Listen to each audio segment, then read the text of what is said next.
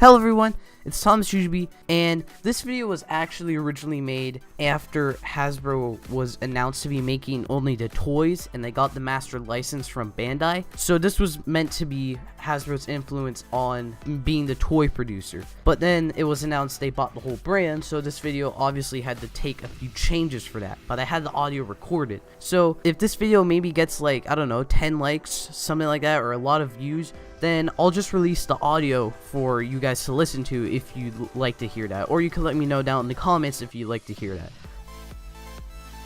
So it's no surprise to anyone at this point that Hasbro has bought the entire Power Rangers brand and are pretty much assuming control over the whole thing with some assistance from Saban.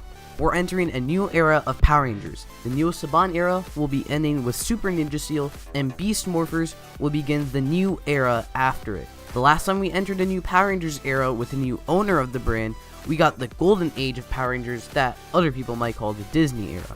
Could we be entering a new era of Power Rangers after the general mess that was the Neo Saban era? Let's take a look. So, Bandai has been responsible for the Power Rangers merchandise for the last 25 years. For the most part, they've done a good job, whether they imported the Japanese molds or created their own. But since the rights were bought back by Saban from Disney, quality for both halves of the series plummeted. Pertaining to the show, Samurai was pretty meh. We don't speak of Super Mega Force. Dino Charge was actually pretty good, and Ninja Steel has been a great return to form for the Neo Saban era, which is not a good thing. Then I can't really speak about the toys from experience because I actually haven't bought too many of them, but here's what I know. Samurai had a terrible morpher. Both Megaforce morphers were cool, and I don't think Dino Charges was too good, and again, we don't speak of Ninja Steel. Everything from Ninja Steel doesn't look to be good for that matter. The Power Stars are cheap, the weapons and morphers aren't too good in the sound department, and I own the Ninja Steel Megazord. The joints and connections on that thing really needed to be double checked.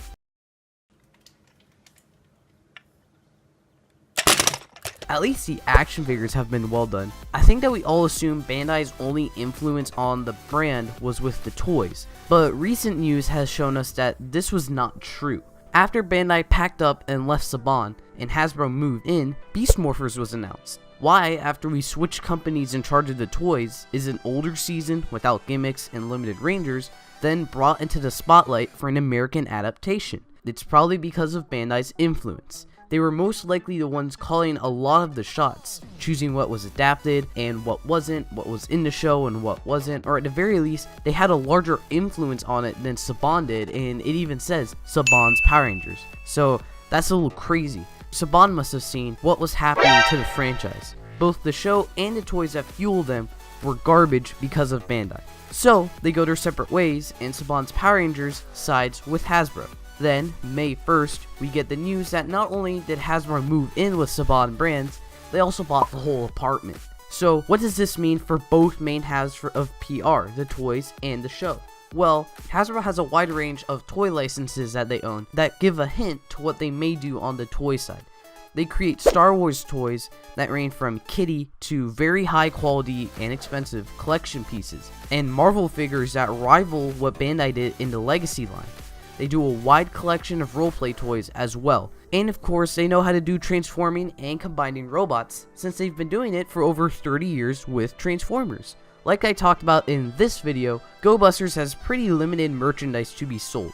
Using this kind of season where Hasbro doesn't need to go all in with so many gimmicks like Q-Ranger for example, would be a great way for them to test the waters with their new line and put more effort into limited products.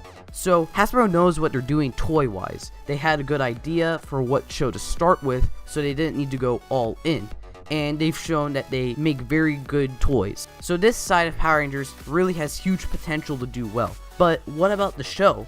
Well, originally, I thought it would stay the same when Hasbro was only announced to be doing the toys, because it was confirmed we're staying with Nickelodeon until 2021, so that seemingly means we're keeping the same kind of tone. But with the removal of Bandai and the rights to go to Hasbro, the show could see an increase in quality because of what we found out. Pretty much Bandai had a bigger influence than we thought. Hasbro's most recent shows were Transformers Prime and Robots in Disguise. Prime was absolutely amazing, and even though RID wasn't as good as it had its moments. They also had Rescue Bots for younger kids, and its upcoming sequel Rescue Bots Academy for the same demographic. These shows are all animated, and Power Rangers of course relies heavily on live action stock footage from Japan, so I'm not sure how well Hasbro Studios could do with this. However, the previously mentioned shows have really handled themselves with more dignity and, well, quality than recent Power Rangers seasons, so there is a good chance that the shows could improve. Truly, I think that Hasbro's acquisition of the brand means great things for the spandex-wearing heroes. That is not spandex! Toy-wise, I think we're all set for something really great that hasn't been done before and will be of great quality.